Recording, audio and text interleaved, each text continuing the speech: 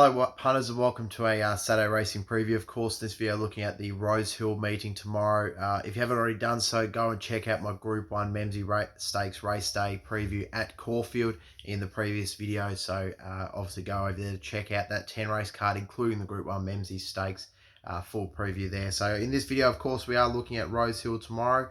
At this stage, looking at a good four. Fantastic to see a good track. It's up in Sydney for a feature Saturday race day. Really looking forward to it. And it's a pretty decent field as well. A couple of nice Group 3 races, including there's one race in particular, which is in race number 5, the San Domenico. Really hot field. I love that field there. There's only the 6 of them, to go around, but gee, it's a very hot field for the 3-year-olds of San Domenico. It's usually a pretty good form race as well to follow, so really looking forward to that one. So without further ado, we're going to get stuck straight into race number 1. Obviously 1500 meter benchmark 78 to kick off the races at 12:05 at Rosehill. So looking at the speed map for this race here, I'd suggest that Vitesse and Nimalee will probably be the two that go towards the pace. I can't really see a whole lot of speed in this race here, so I think Vitesse will get the speed pretty nicely in front. But in saying that, I'm really interested to see how this horse number 2, Vegas Jewel, will go with Chris Waller first up, formerly with Mark Kavanagh. I think that obviously the two trials weren't fantastic, but they weren't bad either. I do think the two trials were okay leading into this, and it's a horse that's always had a lot of ability, and she's always really showed a lot of promise. And I just think that coming into the Chris Waller yard here, I think she might be able to show something first up. She's got a class edge on all these, and she's paying $10, which I think if she could just show up to the type of form that she showed back as a 3-year-old, I think she could be winning this quite comfortably. So I've got her on top as in the first at the $10. So she goes on top for me, ahead of number 1, She's Ideal, and for second, who is obviously quite a smart type of horse as well. It showed a lot of good form last preparation, particularly on wet tracks. Obviously doesn't get this wet track first up, but hasn't missed a top 2 finish. He's only missed a top 2 finish once in 8 goes for it. So She's Ideal's got a very good chance as well. Goes for second for me. And for third, number 3, Dancing Gidget. Again, was really good leading up to last start. It was beaten as a 3-year-old 20 favourite on a heavy track there. Comes back onto a bit of a firmer track, which I think will suit this horse a little bit better, and I think she's got a good chance at the 440. Then in for fourth, I've got number 5, Nimalee, who she also showed a bit of ability last preparation. She had 6 starts for the 4 wins and 1 second, so she really does have a lot of ability, and she showed a lot of that on a range of good and soft tracks. So I think she can run well enough first up here as well. I liked her real recent trial at Warwick Farm as well, which she won that one there. It was Kerry McAvoy obviously in the saddle as well. So good race to kick off the program. I am quite keen with number 2, Vegas Jewel, though. I think this horse, with the new stable, can really show something first up here. She's got a class edge on these, and I think she'll be hard to beat. Out of number 1, She's Ideal, and for second. In for third, number 3, Dancing Gidget. And in for fourth, I've got number 5, Nimalee. Race number 2 on the program tomorrow is the highway race, of course, over the 1400 metres. Quite a deep field, as we usually like to see in highway races. Look at the speed map here. I suggest to be quite a lot of pace as well. I think Rana Rock, Yana Fire, Yulon Base, Fever Tree, Soviet, Scaleo. So there'll be quite a lot of them up contesting the speed, particularly out of those middle barrier stalls. So be interested to see what some of the inside horses are able to get to and whereabouts they're going to be. But look, I'm actually keen on a horse at a bit of odds here. It's number 13, Alcar. I think this horse got a nice chance here as a good, decent enough second last start to Hard Reality at Nara. Now, obviously, before that, the form wasn't too bad, actually. That's a 6th behind April Thunder in a Class 1, and a 4th behind Dream Runner and Sky Diamonds in a Class Set 2 at Hemler Grange. So that type of form, I think, could be good enough to run well here in a higher race. So Tom Sherry in the saddle, and I just think that $19 is a decent enough price about this horse. I think could run a good race from barrier number 3. So he goes on top for me, ahead of number 4, Rent a Rock, who I think can also run quite well. I was pretty impressed with its last start performance. Finished third, beaten by Izzy Looky Good and a Soviet in a Class 2 at Maruya on that occasion. Obviously, it's going to have to improve a bit off that performance. Hasn't got the best second up form, but I do think that it's going to get a really good run in the race from barrier number 11. So it goes in for second. In for third, I've got number 1, Yulong Base. Now this horse has a lot of ability. It was a good tick over trial recently. I really liked that they Went with that tick over trial there. Finished second last start of benchmark 66 to Arletta at Tamworth. Really came home strongly in that race there to run just into second. But prior to that, it beat Highbury at Grafton as well in a maiden race there. So this horse is starting to hit a bit of form this preparation. It hasn't been out of the Quinella position, so I expect it to run well again. Goes in for second. Then in for third, I've got number 2, Cosmic Haze, who probably has the best form in this race here and probably has the best, I guess, uh, the most upside out of this field as well. I mean, this is a horse that finished ninth behind Colette last preparation and Toffee Tongue, who obviously Toffee Tongue being a subsequent Adelaide Oaks winner, over there, and obviously Colette, we know the standard of how good of a horse she is as well. So Cosmic K, she's got a fair share of ability. She's going to be looking for further, but she could definitely be good enough to win a race for this first up. But look, I'm going to land with number 13, Alcaba. I think it could be good enough to win this race here. So it goes on top for me ahead of number 4, Rent to Rock, and for second, and for third, number 1, Yulong Base, and then for fourth, I've got number 2, Cosmic Haze. Moving on to race number 3 on the program now. It's the Rosehill Bowling Club, benchmark 78. Look at the speed map here over the 1,500 metres. So I suggest that Discharge of Bobby D will probably be the 2 leaders. I can't see too many others pressing on for the pace. I think Academy and Cisco Bay will probably sit in behind them horses there. In this race, look, I'm pretty keen to go with number 2, Discharge here. I think it's going to be a really nice time on the speed. It's going to be hard to beat. Comes off a last start third on a heavy track. It was beaten by Fender and Valdestana on that occasion. I think coming back onto the dry surface, we're going to see an improved performance from this horse. I've always thought he's had a bit of ability. He was in some pretty good form races as a 3-year-old and especially as a 2-year-old as well. So, look, I think that he can he'll definitely improve, especially with the step up and trip from 1,200 meters up to the 1,500. So he's goes on top for me at the $6.50. Tim Clark in the saddle. I think it's going to be pretty hard to beat. Ahead of I've got number 10 for Par Warrior for second. Look, this horse I think's got a really good chance as well. James McDonald the cell, obviously key jockey booking.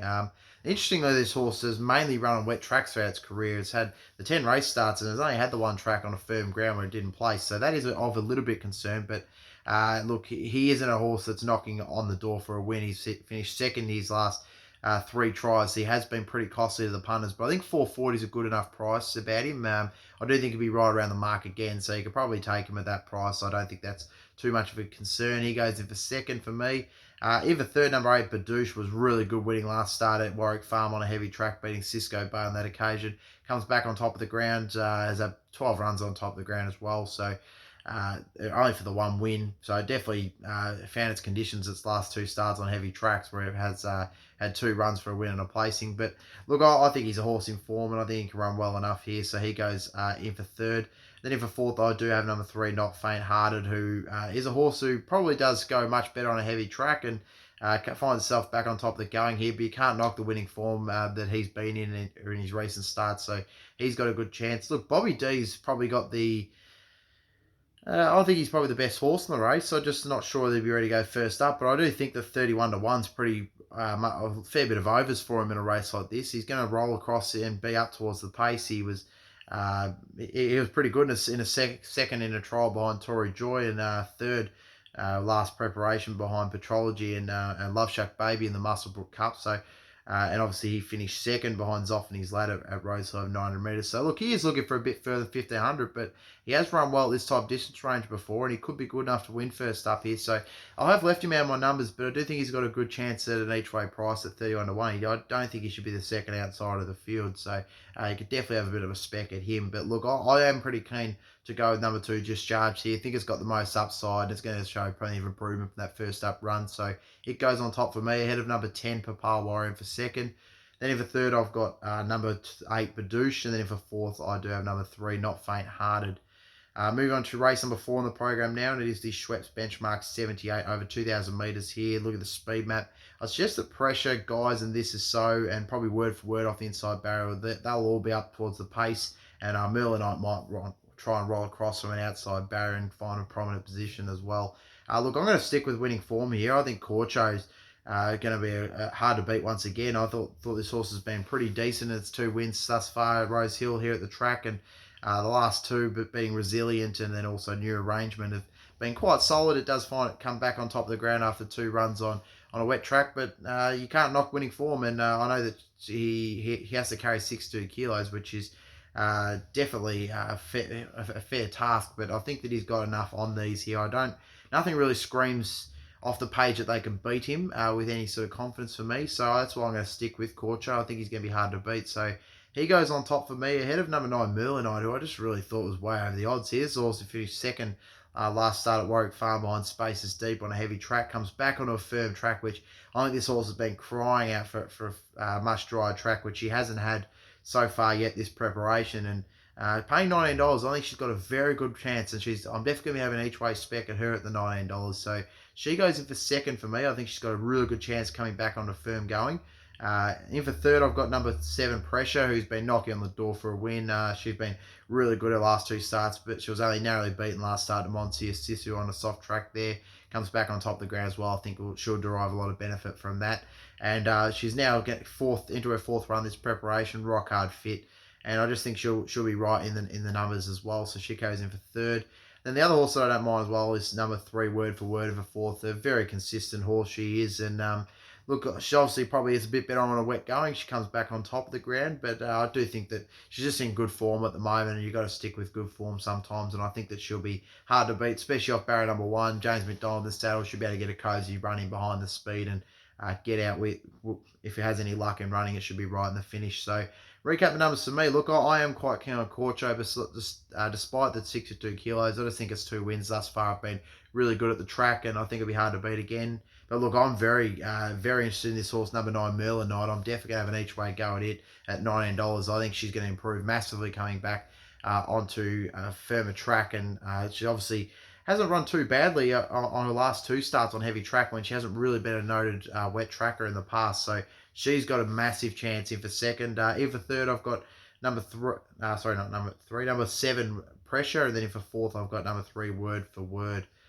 And the other chance to race, I don't mind Stardome as well. I only just narrowly left it out of my top numbers as well. But look, very keen on Corcho with a very good saver on number 9 Merlinite. I think we'll be able to find a winner out of those 2 there. Moving on to race number 5, the San Domenico Stakes over the 1100 metres. So we've got obviously a 6-horse field here. Really looking forward to it. It's going to be an absolute rip of a race. Look at the speed map here for the 3-year-olds. I'd suggest that Peltz will probably lead them up with Anders. Every Rose and Marmagan will probably be in behind. And I'd say Osamu and Doubtland will probably roll back to the back of the field and watch it all unfold, and then look to make their moves into the race. Look, this is a very tough race here. There's a couple of these that obviously are very, very smart. Look, I'm going to roll with number 1, Mamaragan, who I think is just, I really like this horse last preparation, and I penciled it down to be an absolute star. Really has run in some really strong form races. I mean, as have all of these, but you look at Mamaragan last preparation, obviously stretched out to the, where it finished third, at Rosehill Gardens in the Golden Slipper. So finished third to Farnan, an away game there on that occasion. Then it went to the Size Produce and finished third to King's Legacy and obviously Prague. So for me, I just think that for me is a good enough form line, and I think that this horse has got a lot of upside. I'm really excited to see what it can do for the John Thompson stable this preparation. So it goes on top off the backs of some nice trials leading in as well. So it's my on top selection. Head of number 5 Peltzer, who will be leading a long way and will really give him something to catch. He was terrific last preparation, 3 from 3 to kick off his racing career. He just knows how to win. He's had some really good trials leading in as well, both winning his only trial leading in at Rosehill over the 900 metres. Sorry, gee, I've had that many races I've covered at the moment. I'm all over the shop with my distance ranges, so my apologies there. So only 1 trial over 900 metres at Rosehill. He looked really good there. He led the whole throughout the whole trial. I was really impressed with that performance there. So he looks ready to go first up. So he goes in for second for me. And look, he's a horse. He counted for Anders quite easily last preparation. So I'm not sure how Anders is going to turn the tables on him here. And so I think that Peltz, despite having the fitness edge, which Anders does have, of having the 2 runs so far, whereas obviously Peltz has had a bit of time in the paddock. So in saying that, Doubtland goes in for third for me. I think this horse is a Group definitely a Group 2 horse, potentially a Group 1 horse in the making. Has a lot of ability.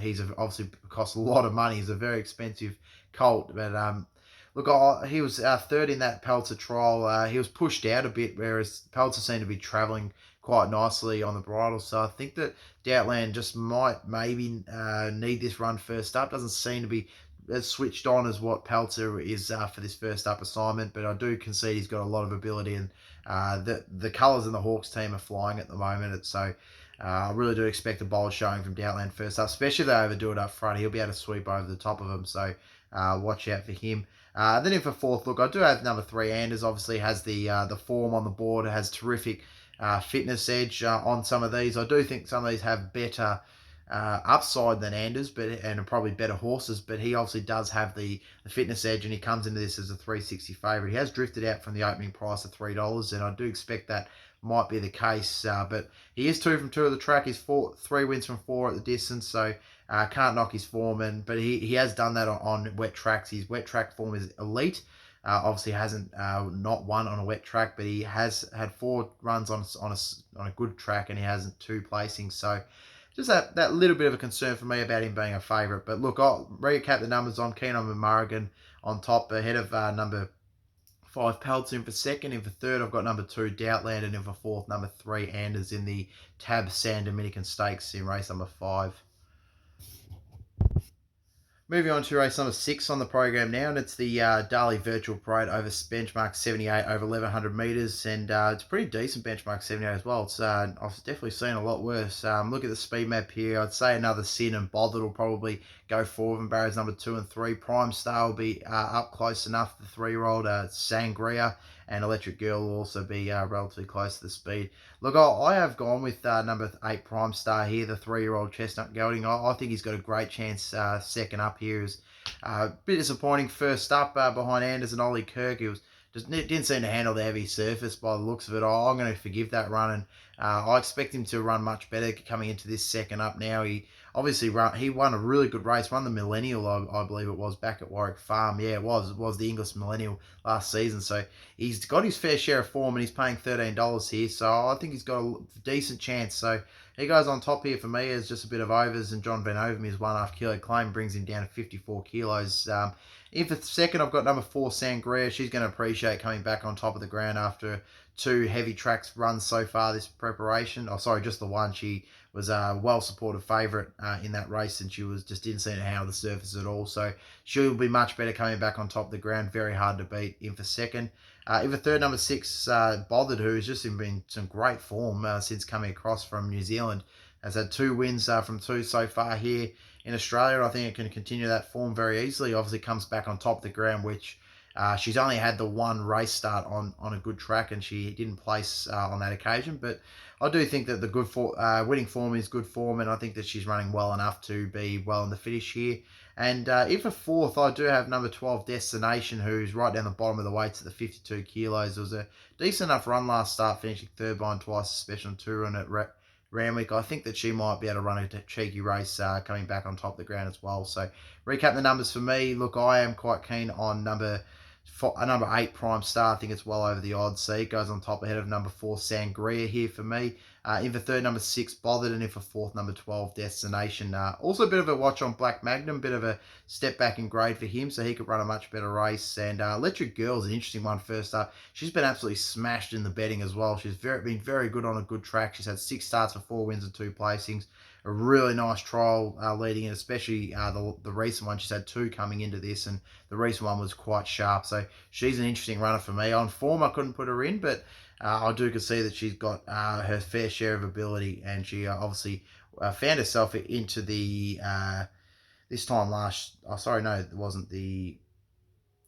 I was thinking of the Kosciuszko. Sorry, what wasn't the Kosciuszko? My mistake. But yeah, look, she's got her fair share of ability, and I think she can run a good race as well. Moving on to race number 7 now.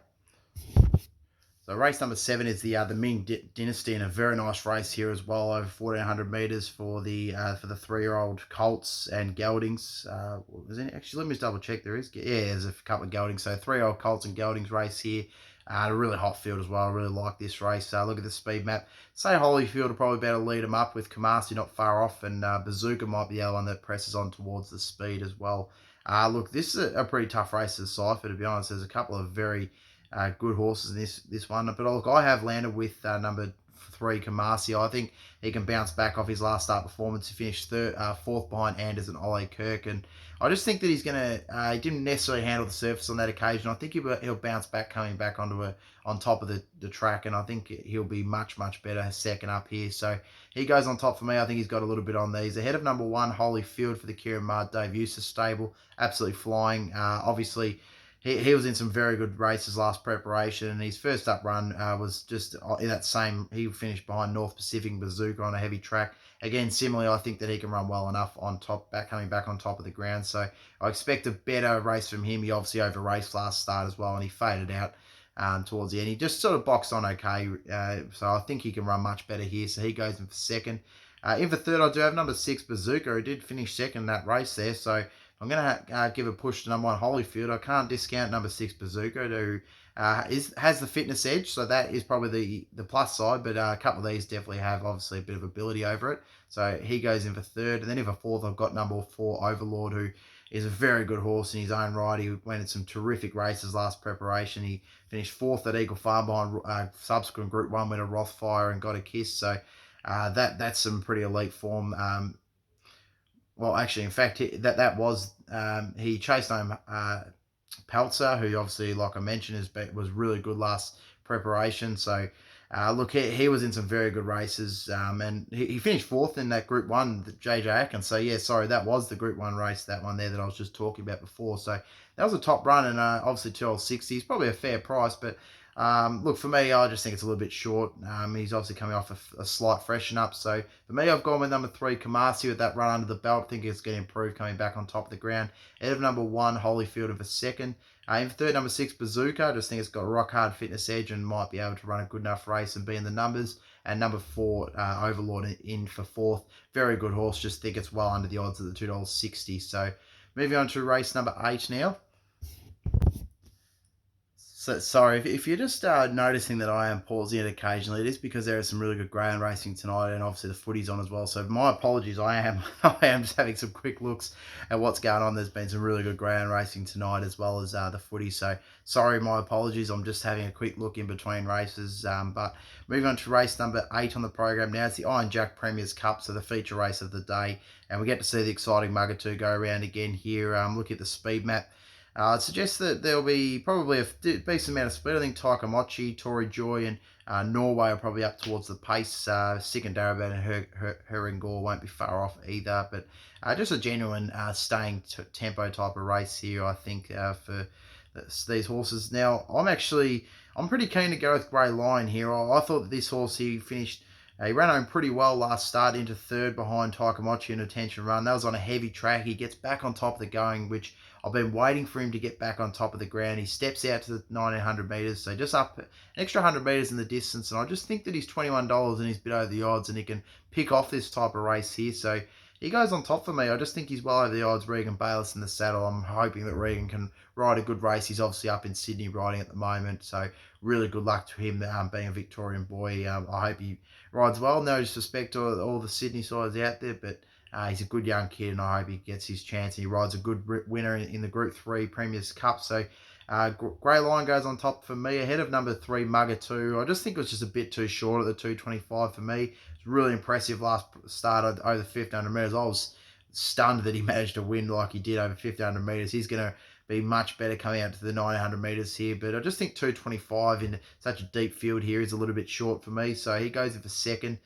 In for third, number 1, Musaji, who we know his credentials and his ability, and he's really good at Rosehill as well. He's had 3 starts here at the track for a win and 2 placings, and he has won first up twice from 8 goes. So he is capable, and I think he could run a very good bowl race. James McDonald's a key booking in the saddle as well, so could really challenge the stablemate Mugatoo so he goes in for third at the $9.50.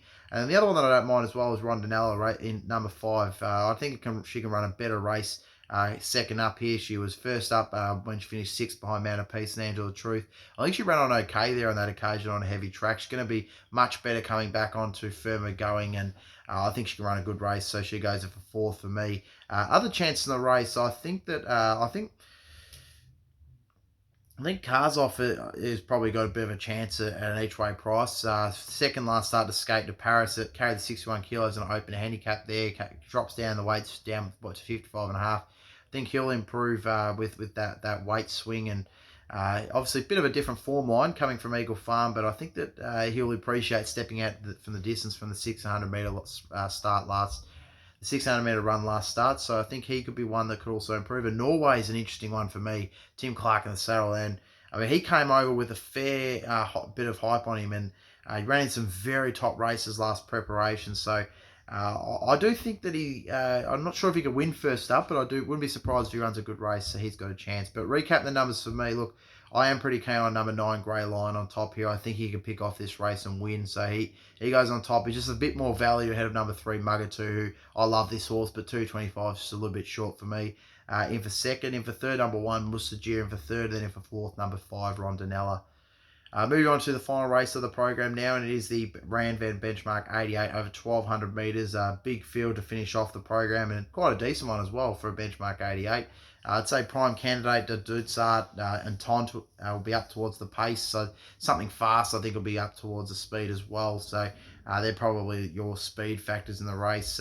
Look, I'm going to land with Dutsart. Now, this horse, I cannot believe it is 90 to 1. Now, I am tipping it on top, but look, this is a horse, right, that came over here, ran fresh over the 700 metres at Flemington and was a favourite on that occasion. Was beaten by Rupture and Hangman. Now, it was disappointing at that occasion, then went and was beaten by Super Titus by a long way, and Amadeus was relatively well backed on that occasion as well.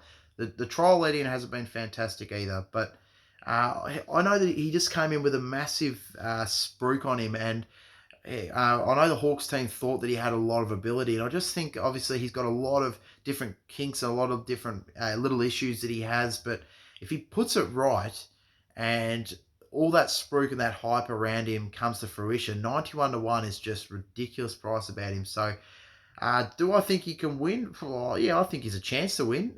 Probably a bit more of a place chance, but you know what? I'm gonna put my balls on the line. Sorry to put that on the video, but it's just the truth. I think he's got a good chance, and I'm gonna put him on top for me. So there's a couple others who are probably better winning chances, but I just think from a betting perspective, you've got to have something each way on him. He's got a good chance. The other one who I thought was well over the odds is Kubrick. Now, he's a horse who he could pick off this race here. He's at 30 to 1 as well. So I'm going to be having something each way on both of those two.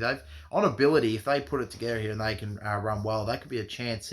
He is probably a bit more of a winning chance than Dutsart, but he's obviously won first up before. His trials leading and haven't been flash on heavy tracks, but he is much better on top of the ground, and he will get that tomorrow. And he has won here at Randwick, and he's 50% with a win strike rate at the distance range as well. So he doesn't mind a 1,200 metre sprint race. So again, a horse who might be looking for a bit further, same as does Dutsart, but they could easily pick this type of race off. So I've got something each way on both of those, and they're my top two.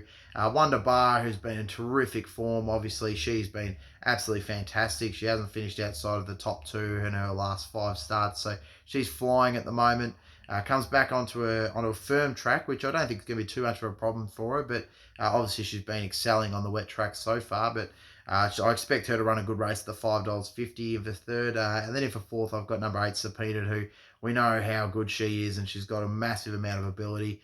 She's definitely got a good chance to win first up with that elite first up record of 3 wins, 3 starts for 2 wins and a placing. So she's got a good chance. Prime Candidate's the other one who obviously is well in the market, has a chance. Number 11 and Tont isn't a bad each way option as well. So I just thought that there was plenty of each way plays here. I thought it was really open, and I just couldn't believe that Dutsart's 91 to 1. I could make myself look like an absolute fool tomorrow when he comes out and he does everything wrong, and he over races. He's terrible leading up to the barriers, because that's part of his kinks. He obviously can get a little bit fired up and a little bit edgy in the parade ring. So I'll be watching him in the parade ring. Put it this way, I'm not going to have something on him just yet. I'm going to wait to see how his behavioural mannerisms are. If they're really good, I'm going to be having something each way on him, because he does have the plenty of credential. He's obviously came to Australia with a bit of a sprig, and the Hawks team thought something decent of him. So, look, like I said, 91-1. I'm not expecting him to potentially win, but I just think that he's a good each way chance. So, hence, I'm going to put him on top ahead of number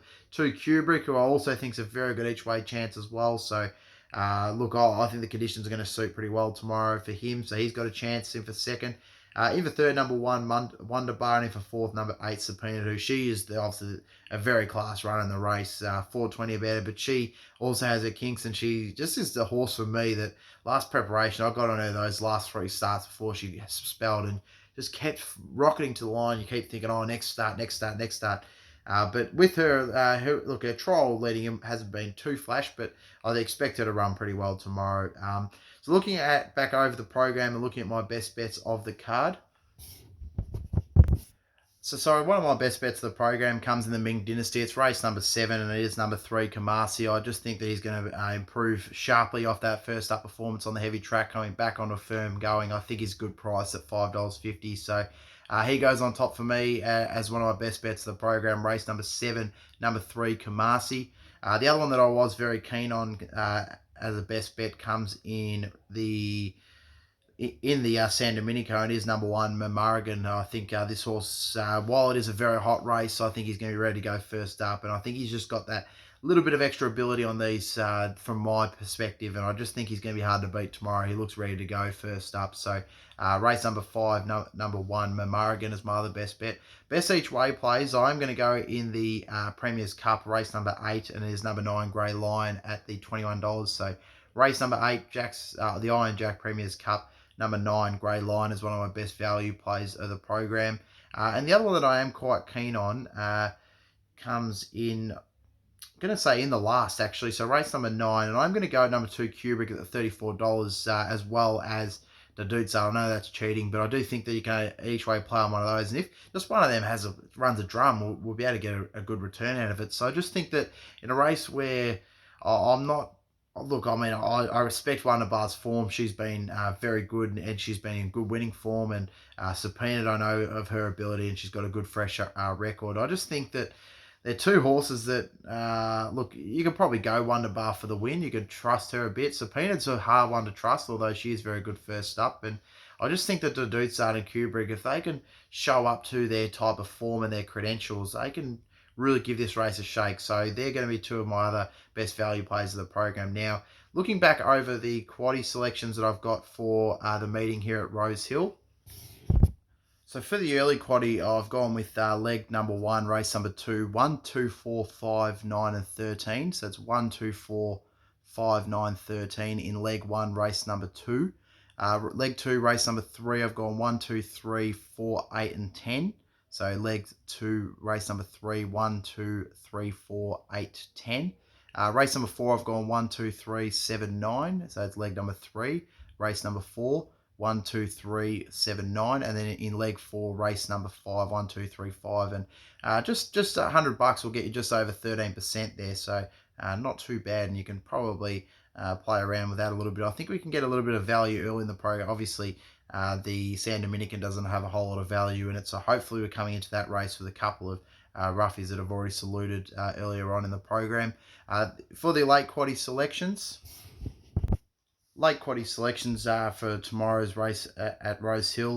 Leg number 1, race number 6, I've rolled with 1, 3, 4, 6, 8, and 12. So leg 1, race number 6, 1, 3, 4, 6, 7, 8, and 12. Leg 2, race number 7, 1, 2, 3, 4, 6, 7. So leg 2, race 7, 1, 2, 3, 4, 6, 7. Then leg 3, race number 8, 1, 3, 5, 6, and 9. So leg 3, race number 8, 1, 3, 5, 6, 9. And then leg 4, race number 9, 1, 2, 3, 6, 7, 8, and 14. So around $150 will get you about 10% there. So I think that'll be enough, especially if the Dutsa or Kubrick get up in the last. That will return a very nice return of investment. So hopefully we can find plenty of winners, and hopefully nail a Quaddie, like I said in the Caulfield video. If you haven't already done so, go check that out. And if you haven't done so, go and have a look at my social media pages where I post tips every day. And of course, I'll be posting all these tips and Quaddie selections for tomorrow as well, in case you want to have a look at them by tomorrow. Obviously, any Quaddie selections that get scratched by tomorrow, you can either just take them straight out or replace them with anything that you like, perhaps, and any selections of mine. Obviously, if the top so the top runner comes out, just shuffle the second or the third one up. That's how it basically goes. So good luck if you're playing tomorrow. Hopefully we can find plenty of winners both at Rosehill and Caulfield and around the whole country. Hopefully you enjoy the racing and have a fantastic weekend. Thank you for tuning in.